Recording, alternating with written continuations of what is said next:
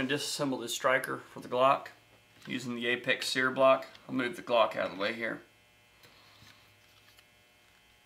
Use this section right here.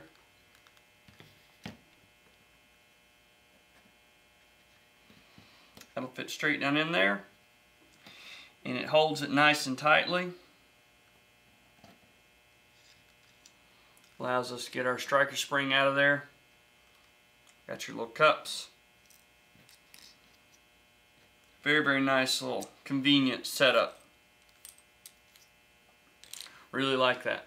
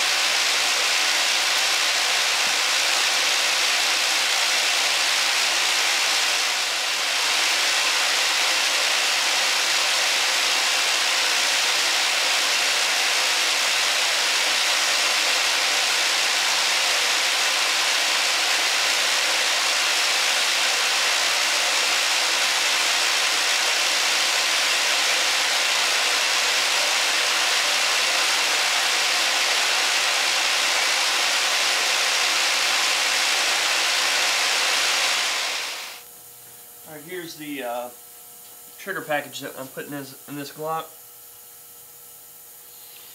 Here is your factory sear block, and this is the aftermarket. Aftermarkets can be converted. You know, there's not, or your factory one can be converted because that's all the aftermarket one is. You'll notice right there on this aftermarket, it's got a hole and a grub screw in it, where the factory one does not. That grub screw allows you to thread that screw in and out, and that will contact your trigger bar, or not trigger bar, it'll contact your sear. I'm looking for it so I can show you. And, well, I guess it actually is your trigger bar. But either way, I'm just having some problems here. It will contact that right in there and push it in and out. It is your stop. It'll keep your trigger from traveling farther than you want it to. Get rid of over travel. You can see the trigger bar where I have polished, and I don't bother polishing. I mean, if someone really wants it, I'll polish the whole thing for them. But there's no point in wasting their money and my time on polishing the areas that don't need polishing. I polish the points that may come in contact with the magazine, with the, you got to worry about coming in contact with the magazine. You got to worry about coming in contact with the inside of the trigger guard of your actual frame. You got all of your different areas here, your sear engagement point that has been stoned. Got a lot of work to do there with just polishing. But anyways, another item that I polish up is I polish up the striker really well. Right there on your striker, that is your sear engagement point, and so that must be polished really well if you want a good trigger pull.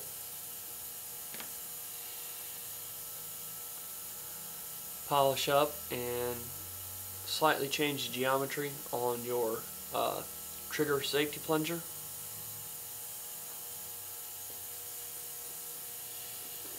And this is a ghost connector. I've already shown you the differences. Just it's just all geometry. But anyways, we'll just take this ghost connector and we'll put it right over there. We'll place our ghost connector right where it goes. You see how the factory one was, and there's the ghost connector. And you can just pull the factory one out of a factory block. You can and put a ghost connector in there, but we're just using this. I'm going to use this so we can do our conversion or add our over travel stop. These are our Lone Wolf Distributing springs.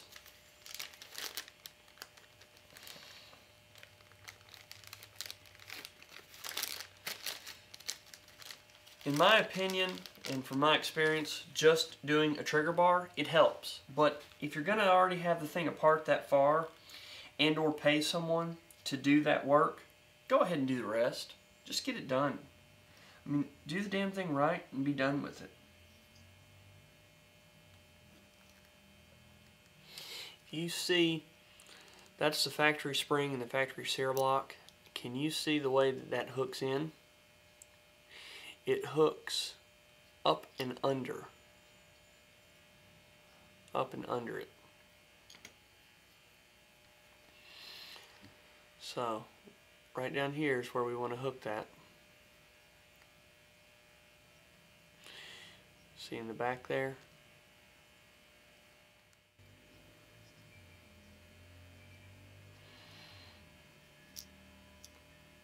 There we go.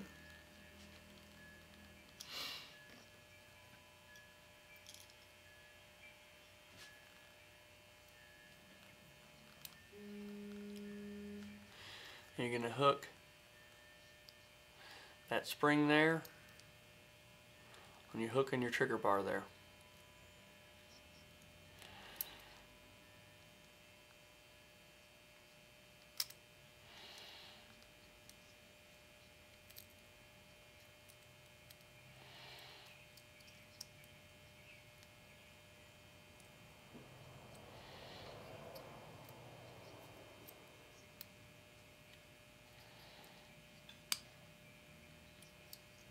Again, work with me. I'm trying to lean way out over this bench so I can get up to the camera and show you guys.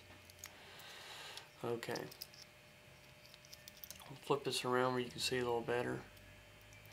And you got to turn it sideways, and this has got to go up underneath there. So, what we're going to do is we're going to take this and angle it down and in. And let that thing just fit right in there. And it's okay if that doesn't go directly underneath that trigger bar. Really the point to showing this is to just show off the Apex Armorer's block. Get a little room made here where I've been doing about 10 different things at once. I'm going to remove our handgun just so you all can see better. Here is where this will go. Striker. Sleeve will go over that, and then this will fit down in there. That'll fit down in, holds it securely. You take your spring and your two little collars.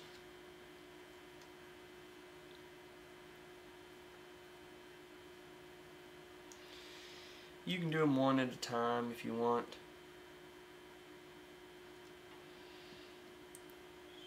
That down over there. See, one of them will hold it fairly well. Ooh, almost dropped it. When I say hold it fairly well, I mean it'll start to retain it just while you're putting it together. I don't mean you can just run one retainer in the gun. And so, there's your striker reassembled.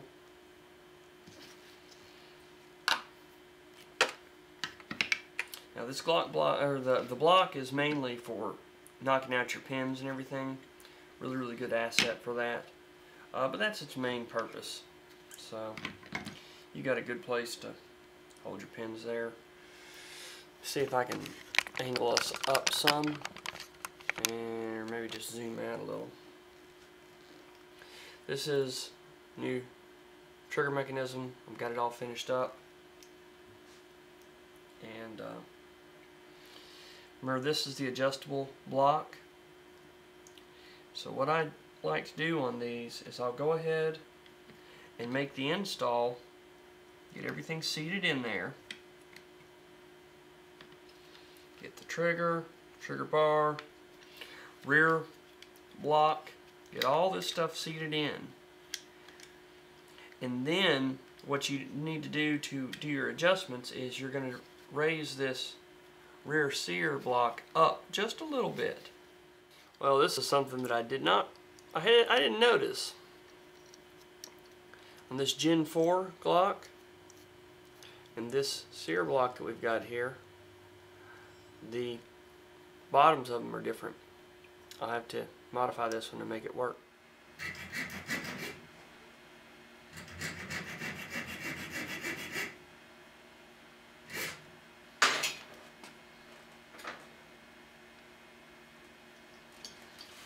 A little bit more.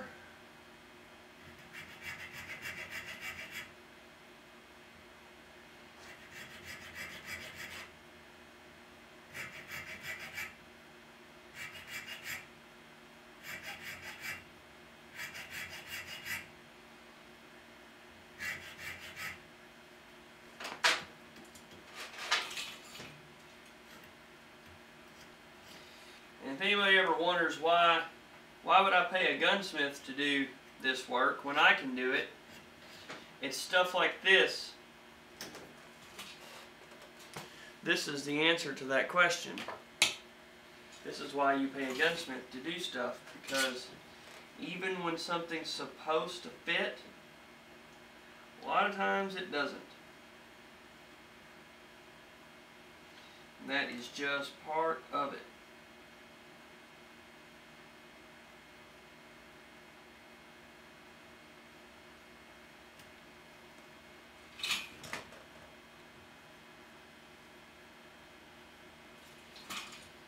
My X-Acto knife, and I'll trim that up, and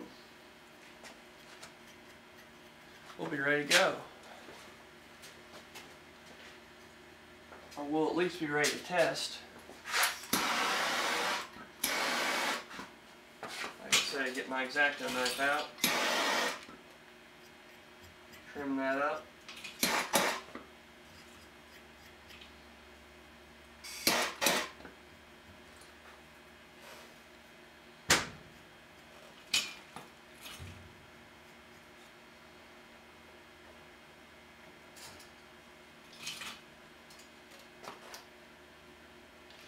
It's nowhere near exact, but we're going to test it and see if it will work. Gives you just a quick idea.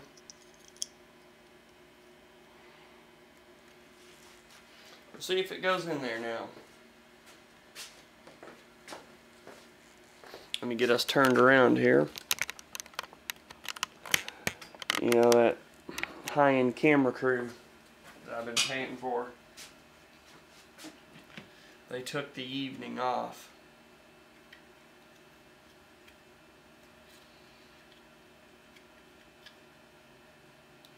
We're definitely getting there.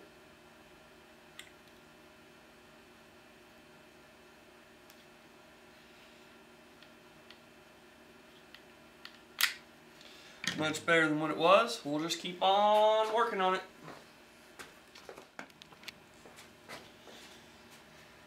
And after a little bit more modification,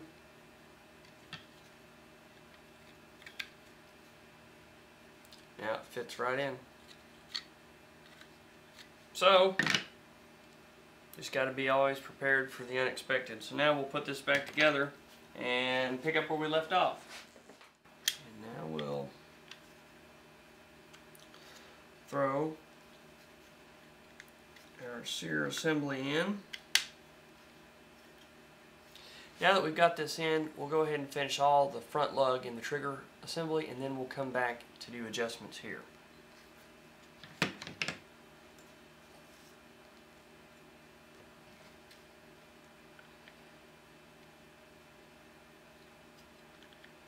Guess it'd help if I put that in the correct way.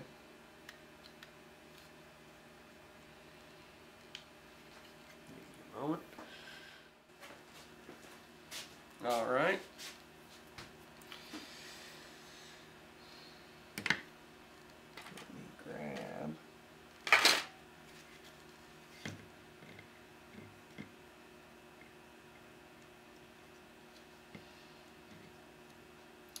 Now that is one of the things that I really like about the M&P, is the fact that they're ambidextrous from the factory.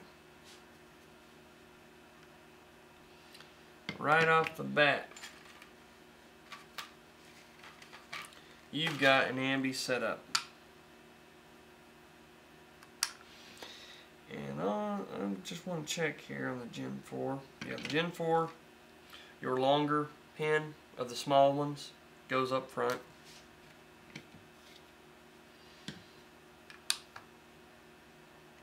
Trigger pin.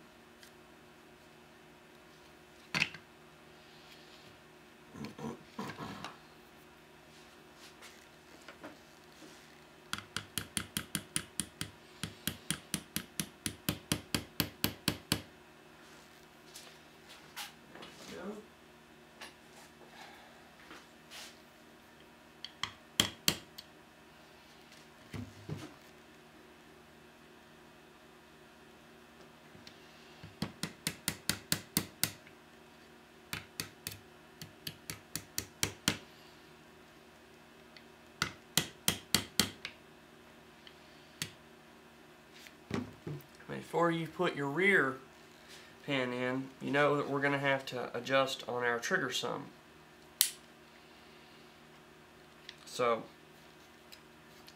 that will be our next step, and I'll be right back and we'll do that. Alright, now what we're going to do, got the sear block pulled up a little bit, and you can look right here and see where this engagement point is.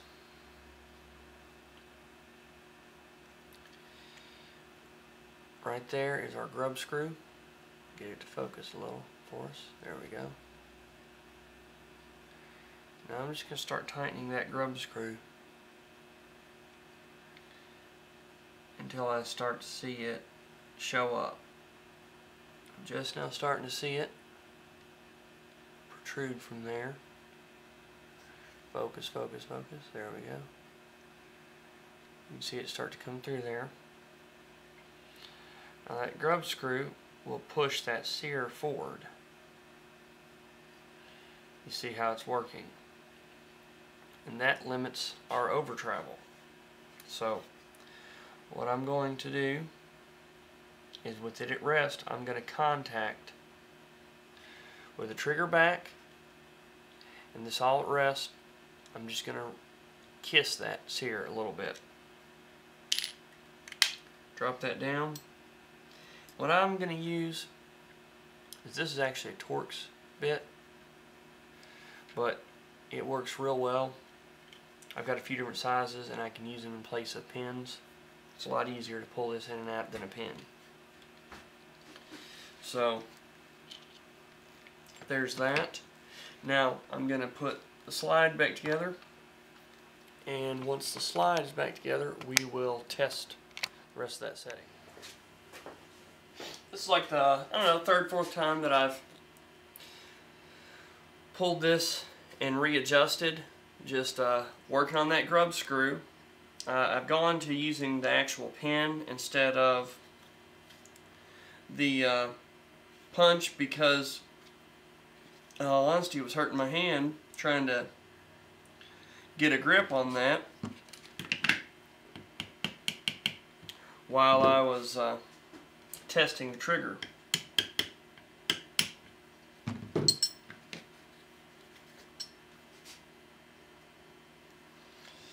So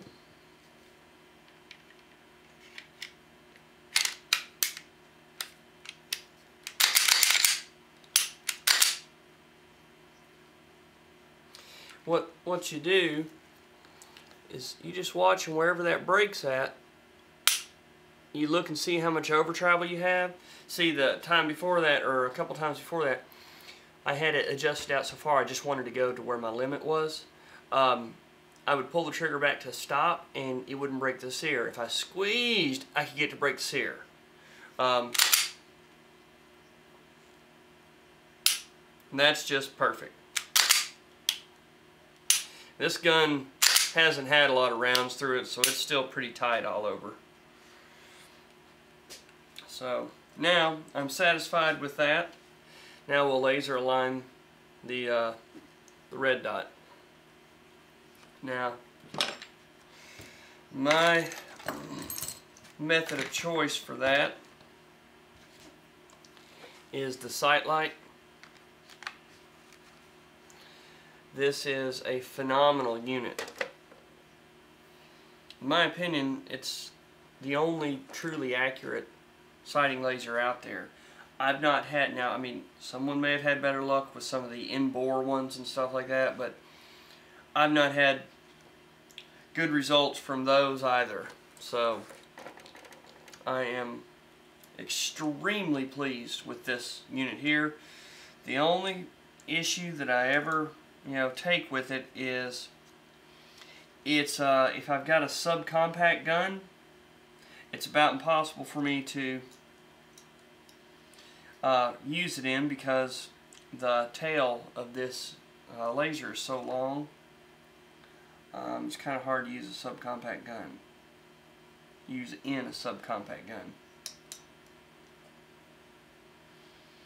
Let's see here.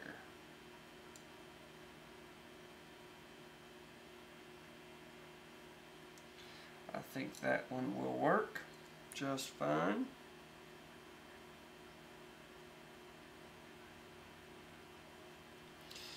You take these O-rings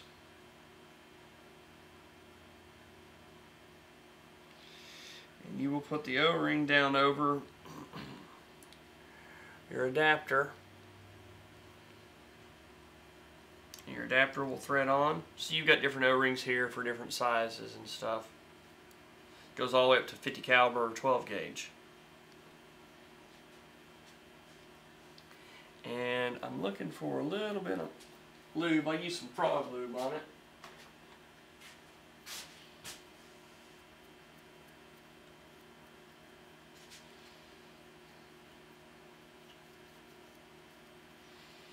Lube that crown up. I'll lube the crown real good. And you just have to work the O-ring in there.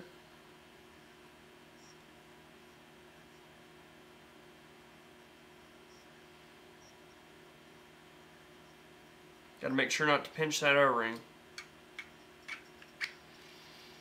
Once it goes in there, it'll be solid, and it's got this taper here. And this is a rare earth magnet in there that really holds it in tightly. And I mean, whenever you, let's see, whenever I am aiming this at something, I don't know if you guys can see that, but anyways, on a lot of those other ones, whenever you spin them in the bore, you can draw a circle. It'll make a circle out there. With this one, it stays dead solid. And I'll be right back, and we'll show how I line these up. I'll tell you what, I'll just turn it right now. Let's see here. Sorry for the blooming there. Let's see if I can. I'll be right back.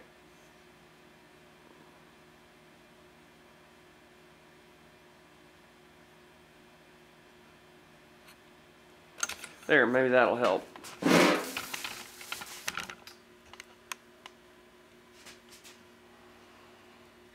Now what we'll do, you see there's two dots in there. The bright one is the dot for the red dot sight. The one on the top there, that is the dot that is the laser. That's the actual laser. And so now what I will do is I'll get my set distance, whichever distance we've decided that we're going to do on this one, and I will just adjust the red dot until its dot is over the top of the laser, and then it is perfectly sighted in for that distance.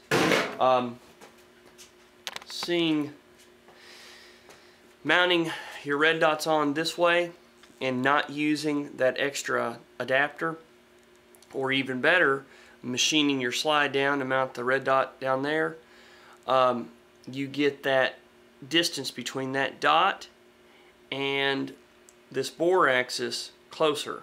And the closer they get, the less deviation you have with distance. Because like what you probably all already know, at a certain point out there, wherever we adjust this for and zero it in, that bullet is going to hit exactly where that dot is. Anything closer and that bullet is going to be a little bit below the dot. Anything farther away to a certain point, the bullet will be above the dot. And then at a certain point, they will be point of impact, point of aim, meaning the bullet will hit where the dot is at, 100, I don't know the trajectory on a particular bullet, but everyone is different. Anyways, then it'll be, there's 2 points out there where that bullet will hit where the red dot is aiming at. And it makes an arc, goes over it. Your red dot is a straight line, and your bullet travels up. It does not climb, it does not have lift. It is coming out of the barrel, and the barrel is angled. So it passes through that point twice. Look it up if you don't understand. There's many good YouTube videos and articles out there that explain it much better than I can. So anyways, without pulling this out of there, I'll show you the final product. But, oh well.